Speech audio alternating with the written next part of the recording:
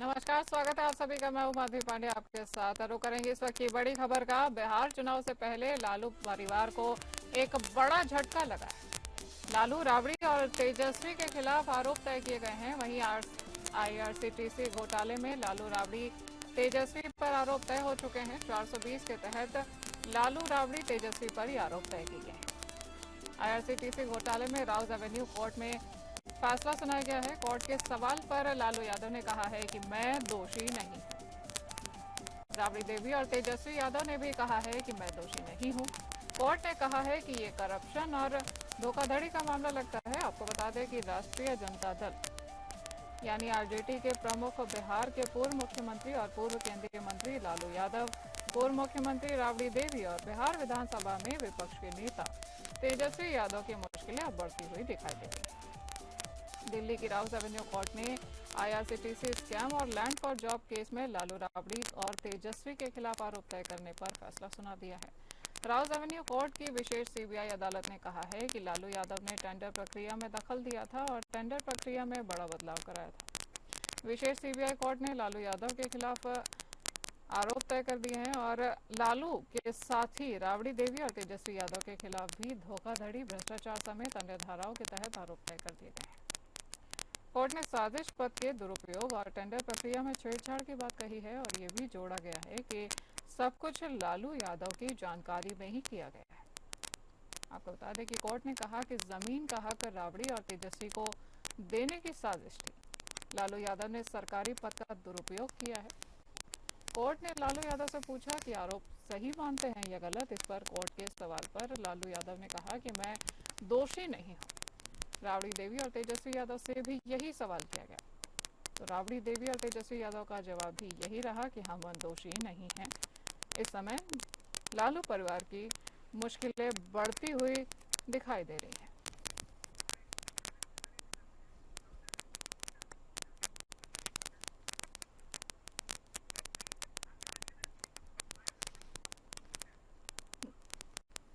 Graphics के जरिए दिखाते हैं कि लालू यादव ने क्या कुछ कहा है और क्या कुछ मुख्य बिंदु निकल करके आए हैं इस केस में।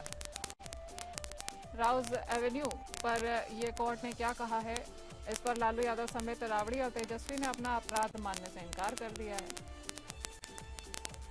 जिन धाराओं के तहत आरोप तय किए गए हैं उनमें आईपीसी 420, आईपीसी 120 शामिल है। प्रिवेंशन ऑफ करप्शन एक्ट की धारा भी लागू की गई है और ये धारा सिर्फ लालू प्रसाद यादव पर लगी है।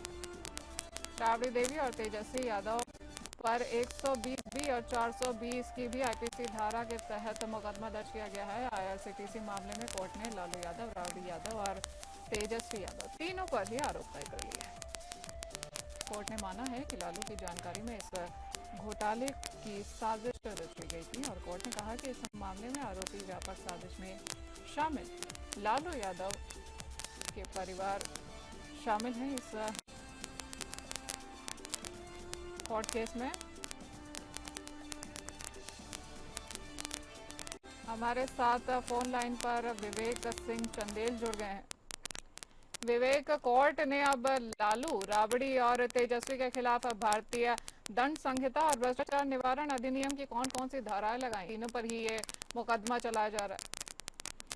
दरअसल निश्चित बहुत कंफर्म ये हमने अपनी रिपोर्ट दिखाया, उसमें एक्सचेंज करने की जरूरत है कि जो आज राउज एवेन्यू कोर्ट की जो विशाल गोगने की अदालत है, विशेष अदालत, उसमें आईआरसीटीसी घोटाले में जो 14 लोग हैं, जिसमें लालू, राबड़ी, तेजस्वी, 3 फर्म और अन्य लोग हैं, कुल 14 लोगों के ऊपर ये आज आरोप तय किए हैं। जिसमें कोर्ट ने पिछली सुनवाई में या जो 24 सितंबर को आदेश जारी किया था, इसमें सभी आरोपियों को कोर्ट में प्रोड्यूस होने के लिए कहा था और आज कोर्ट में प्रोड्यूस हुए थे। इसके बाद कोर्ट ने इनके सामने ये मामला रखा और आरोप तय करने की बात कही, जिसके ऊपर लालू, राबड़ी और तेजस्वी तीनों ने ये माना कि उनके खिलाफ जो आरोप लगाए गए हैं वो उसको स्वीकार नहीं करते हैं और वो इस मामले में कंटेस्ट करेंगे, मतलब अब ट्रायल चलेगा। क्योंकि कोर्ट ने अपना जो ऑपरेटिव पार्ट पढ़ते हुए ये फैसला सुनाया और ये कहा कि जो ये सीबीआई ने इस मामले में अपनी चार्जशीट दाखिल की थी, उसमें जो चीजें दी थी उसमें जो चेन है वो एस्टेब्लिश की थी। दूसरी बात ये कि जो सीबीआई ने ये भी स्पष्ट किया इसमें कि जो राबड़ी और तेजस्वी के नाम पे जमीन आई थी, जो सुजाता की तरफ से जो कंपनी थी उसकी तरफ से दी गई थी, वो उनको टेंडर देने के एवज में दी गई थी, वो भी बहुत कम रेट में मिली थी। तो इसकी वजह से जो राबड़ी और तेजस्वी को फायदा हुआ था। ऐसे में प्रथम दृष्टया इनके ऊपर केस चलाने का मामला बनता है, इस वजह से इनके ऊपर आरोप तय किए जाते हैं, जिसके साथ कोर्ट ने इनको आरोप तय कर दिए हैं। अब इनके इस मामले पर आगे ट्रायल चलता रहेगा। जैसा कि हमने अपनी रिपोर्ट में ही बताया था कि इसमें इनके ऊपर 420 और 120B के तहत, आईपीसी के तहत, इसके अलावा प्रिवेंशन ऑफ करप्शन के मामले भी हैं जिनके तहत इनके ऊपर आरोप तय किए गए हैं। ठीक है विवेक, तो कोर्ट ने ये भी कहा है कि सब कुछ लालू प्रसाद यादव की जानकारी में हुआ है, तो कानूनी रूप से इस अवलोकन का क्या महत्व देखा जा रहा है, किस तरह से महत्वपूर्ण है कानूनी रूप से? जैसा मैंने आपको ही बताया कि जब कोर्ट ने इस बात को माना है कि प्रथम दृष्टया साक्ष्य है और कोर्ट ने इस बात को एक्सेप्ट किया कि आपके ये संज्ञान में था, जैसा कि कोर्ट ने बताया कि जो कंपनी को कॉन्ट्रैक्ट दिए गए थे, उस कॉन्ट्रैक्ट देने के आधार पर उस सुजाता कंपनी ने इनको पटना में 3 एकड़ का एक प्लॉट बहुत कम कीमत पे दिया, जो कि इस कॉन्ट्रैक्ट की वजह से हुआ था। और कोर्ट ने ये स्पष्ट रूप से कहा कि ये उनके संज्ञान में था, जिसकी वजह से ऐसी चीजें हो रही थी, ऐसा नहीं था तो उससे अवेयर नहीं थे। इसी वजह से कोर्ट ने इनके ऊपर आरोप तय किए हैं। तभी कोर्ट ने ये कहा कि ये प्रथम दृष्टया ऐसा लगता है कि इस मामले में ये जो आरोप लगाए जा रहे हैं वो सही है। अब जब ट्रायल चलेगा तो दोनों पक्ष अपनी दलील रखेंगे और ये बताएंगे कि जो सीबीआई के इस मामले में जांच करने के बाद जो चार्जशीट में आरोप लगाए हैं वो कैसे गलत हैं, और सीबीआई इसको ये प्रूव करेगी कि जो उन्होंने इनके ऊपर, इन सभी आरोपियों के ऊपर आरोप लगाए हैं 14 जिसमें फॉर्म और लालू, राबड़ी, तेजस्वी समेत और लोग शामिल हैं, वो कैसे इससे कनेक्टेड है।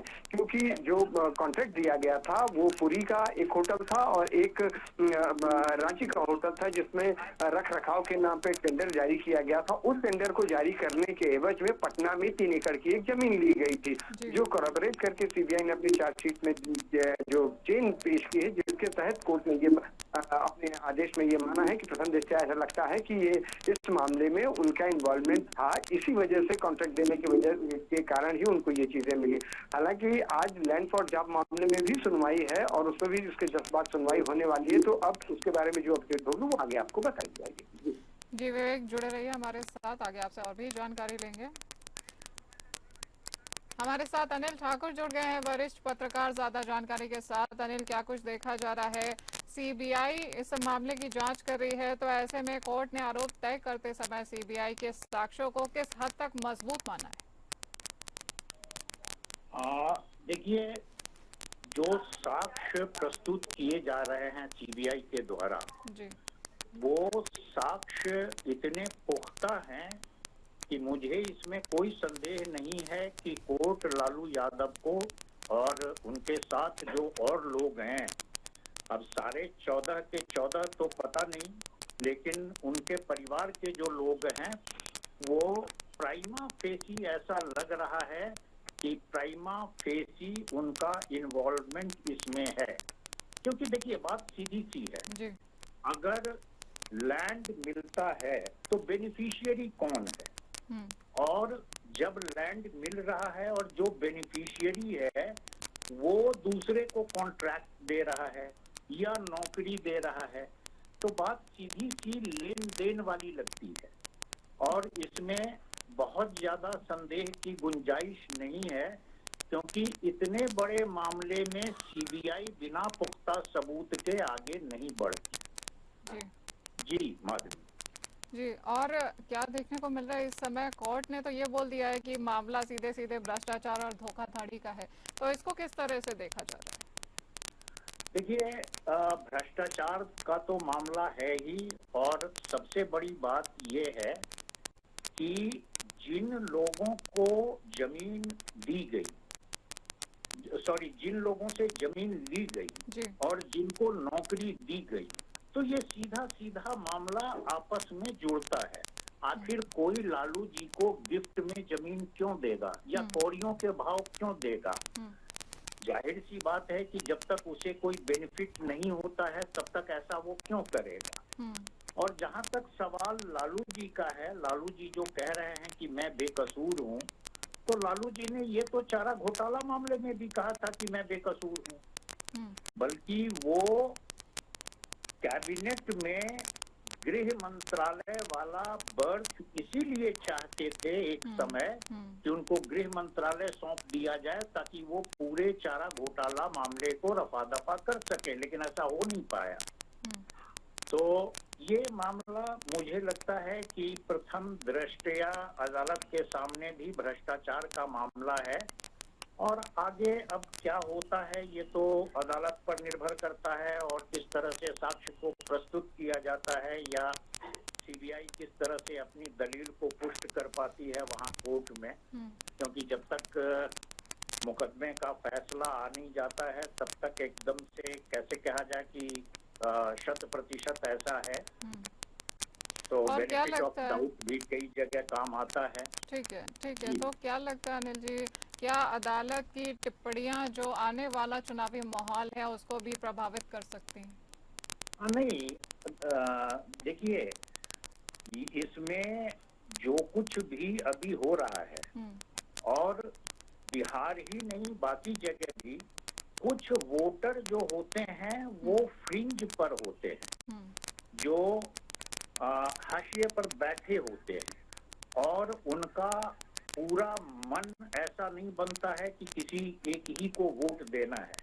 तो ऐसे जो लोग हैं, मैं पहले भी इस बात को कह चुका हूं कि बिहार में जाति आधारित वोटिंग होती है, और एक बहुत बड़ा फैक्टर है, लेकिन इसके बावजूद भी एक बड़ा वर्ग ऐसा है जो इस बात से प्रभावित होता है कि चीजें क्या दिखाई दे रही हैं उसको। अगर लालू जी पर भ्रष्टाचार के इस तरह के चार्ज फ्रेम हो रहे हैं, अदालत का रुख दिखाई दे रहा है, तो जाहिर है ये जो एक वर्ग है ये लालू यादव को इसका नुकसान होगा, क्योंकि वो वर्ग कम से कम लालू यादव या मतलब उनकी पार्टी के जो लोग हैं, लालू यादव तो खुद खैर लड़ नहीं गए हैं, लड़ भी नहीं सकते, लेकिन तेजस्वी यादव या उनका जो पूरा कुनबा है जरूर नुकसान होगा, और न केवल उनको बल्कि मैं तो ये कहता हूं कि महागठबंधन पर भी इसका फर्क पड़ेगा। ठीक है, बहुत बहुत धन्यवाद हमारे साथ जुड़ने के लिए। आज हमारे साथ जुड़ गए हैं बीजेपी के स्पोक्स पर्सन राजेश पाटीदार। सीधे उनका रुख करते हैं। राकेश जी, क्या देखने को मिल रहा है, क्या ये फैसला भ्रष्टाचार पर आपकी पार्टी के रुख को और ज्यादा मजबूत करेगा? बिहार विधानसभा चुनाव आगे हैं, तो ऐसे में क्या लगता है बीजेपी को फायदा हो सकता है? देखिए माधुरी जी माधुरी, ये आरोप माननीय न्यायालय माननीय जज साहब विशाल गोगोई ने लगाने का काम किया। जी, पहले आरोप लगाते थे कि ईडी और सीबीआई का दुरुपयोग भारतीय जनता पार्टी करता है, लेकिन आज माननीय न्यायालय ने स्पष्ट रूप से जानने की कोशिश की, पारदर्शी रूप से कहने की कोशिश की कि आप दोषी हैं, लैंड फोर्स जो में आप दोषी हैं, IRCTC का घोटाला आपने किया है, आपने विनेश्वर होटल रांची में जो है और चाणक्य होटल को आपने जमीन दी, लोगों का आपने जमीन लिखाने का भी काम किया है, उसके बदले में आपने नौकरी दी। लालू प्रसाद यादव हो चाहे राबड़ी देवी हो चाहे तेजस्वी प्रसाद यादव, आज का मामला नहीं है, 2004 से लेकर 2009 तक का मामला है। तो आप स्पष्ट रूप से जानने की जरूरत है कि माननीय न्यायालय ने आज दिखाने का काम किया कि आप दोषी हैं, दोषी ठहराया गया।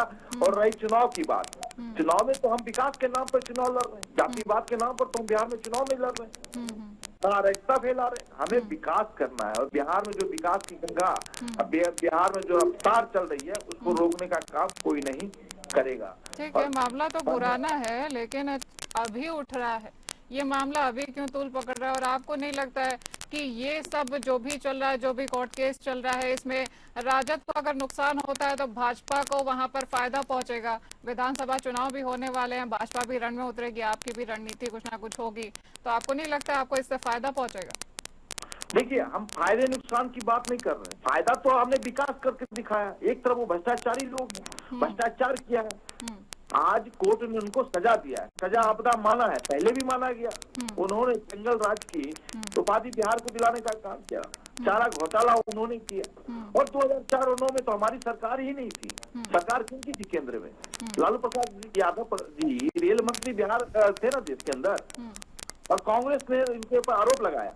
तो कांग्रेस से बात करें ना, भारतीय जनता पार्टी का इसमें रोल क्या है? और हमारे पे जब आरोप लगाते थे, आज माननीय न्यायालय ने भी वो पारदर्शी रूप से कहने का काम किया कि कहीं ना कहीं लालू जी आज पूरा का पूरा परिवार, पूरा का पूरा कुनबा लैंड फॉर जॉब में जमीन के बदले लोगों को नौकरी दी, फंसे पड़े हैं। ग्रुप डी की नौकरियों में उन्होंने किस प्रकार लोगों की जमीन निकाल ली, गरीब का, पूर्वा का। अभी तो हेमा यादव का भी नाम आने वाला, मिसा का भी नाम आएगा। धीरे धीरे पूरा परिवार इसमें संलिप्त है। इनके तेजस्वी प्रसाद यादव की जीजा सुरेंद्र यादव का भी नाम आएगा, अभी आएगा, खुलेगा, धीरे धीरे सब पर्दा खुलेगा। ये लोग भ्रष्टाचारी लोग हैं, बिहार को लूटा है, देश को लूटा है, लूटने की कोशिश की है। ठीक है राकेश जी, बने रहिए हमारे साथ, आगे आपसे जुड़ेंगे और भी जानकारियां लेंगे। हमारे साथ इसी बीच जुड़ गए हैं आरजू खान, प्रवक्ता है राजद पार्टी के, सीधे उनका रुख करते हैं। क्या आरजू खान जी, आपको क्या लगता है कि आप मानते हैं कि ये केस राजनीतिक बदले की भावना से प्रेरित है? ये तो बहुत पुराना केस है, ये अभी क्यों उठाया जा रहा है?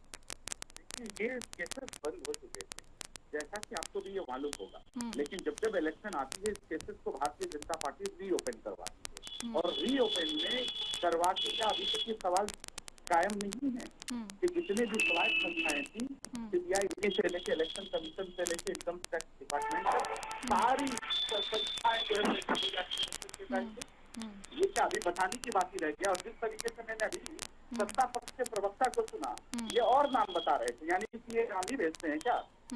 यही राउज एवेन्यू कोर्ट में यही सब तो नामे भेजते हैं, यही तो करते हैं। एक तरफ आपने अभी कुछ दिन पहले देखा बम ब्लास्ट प्रज्ञा साध्वी ठाकुर, पता चला कि सीबीआई के पास जो है साक्ष्य का अभाव में उनको छोड़ दिया गया, यानी कि ब्लास्ट हुए जाने चली गई, लेकिन आज तक वो सीबीआई ईडी आज तक पता नहीं कर पाई कि आखिर में उस ब्लास्ट को किया किसने, और उनको निर्दोष करार दिया जाता है।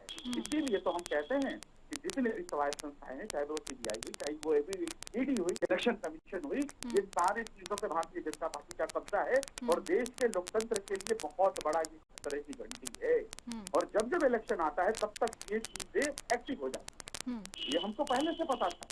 और आदरणीय तेजस्वी प्रसाद यादव ने हमेशा कहा है कि हमको भी सीबीआई से लड़ना है, ईडी से लड़ना है, इलेक्शन कमीशन से लड़ना है, मीडिया से लड़ना है, यहाँ तक कि प्रशासनिक सेवाओं से लड़ना है, तब जाके हम जीत की तरफ जाएंगे, क्योंकि ये सब हमारी जीत में बाधा डालने के लिए आएंगे। और वो चीजों का आपने वो चीजें देखी, क्या आजाद भारत में आपने पहले कभी देखा था 3 सुप्रीम कोर्ट के जजेस बाहर निकलते हैं और बैठ के एलिगेशन लगाते हैं, इल्जाम लगाते हैं स्वायत्त संस्थाओं के ऊपर, और सुप्रीम कोर्ट के जज के ऊपर झूठे चलते हैं। उसके बाद भी क्या मुझे ये देने का जरूरत है प्रमाण कि किस दिशा में और किस दशा में चल रहा है देश का ये संविधान, और संविधान के ऊपर मनुवाद सामंतवाद हावी है। मनुवाद सामंतवादी विचारधारा के लोग, आरजू खान जी, अभी हम उसकी बात नहीं कर रहे हैं, अभी हम बात कर रहे हैं इस केस की। तो अभी तेजस्वी यादव जी भी खासा सक्रिय नजर आ रहे थे बिहार विधानसभा चुनाव को लेकर के, तो ऐसे में आपको क्या लगता है कि इस मामले का चुनावी असर क्या पड़ेगा, चुनावी माहौल पर, आपकी पार्टी पर इस मामले का असर क्या पड़ेगा? मेरे सवाल का जवाब उसी में है। आपको क्या लगता है, आप हमें डरा लेंगे? जितने भी देश के भ्रष्टाचारी है, जो देश के प्रधानमंत्री ने कहा कि भ्रष्टाचारी है, उनको जेल की सलाखों के पीछे डालेंगे, उनकी वॉशिंग मशीन में भारतीय जनता पार्टी के घुलते हैं, इलेक्शन लड़ते हैं, उनके भारतीय जनता पार्टी के कैबिनेट का मिनिस्टर और डिप्टी सीएम होते हैं। क्या वजह है कि आदरणीय लालू प्रसाद यादव और तेजस्वी प्रसाद यादव झुके नहीं, तो इन स्वायत्त संस्थाओं के ऊपर कब्जा करके झुका लेंगे? आपको लगता है, और आपको लगता है कि बिहार की आवाम इस फैसला आने के बाद, जिस तरीके का फैसला आया है, उसके बाद ये बिहार की आवाम खुश है, बिहार की जनता खुश है? नहीं, वो उग्र हो चुकी है, क्योंकि वो इनको सत्ते से उठाकर फेंक देना चाहती है, और वो और उग्र होकर भारतीय जनता पार्टी के खिलाफ उठ गए।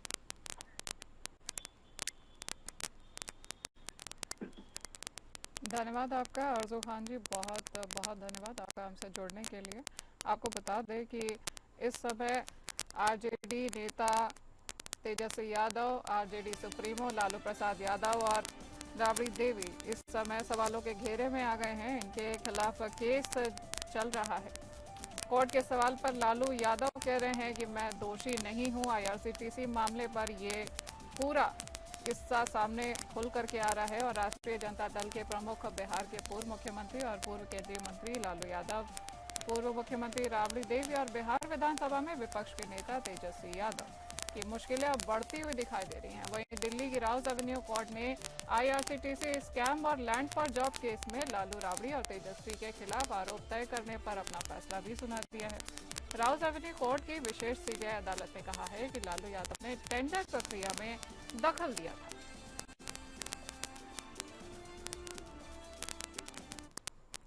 इस बुलेटिन में आज के लिए इतना ही। नमस्कार।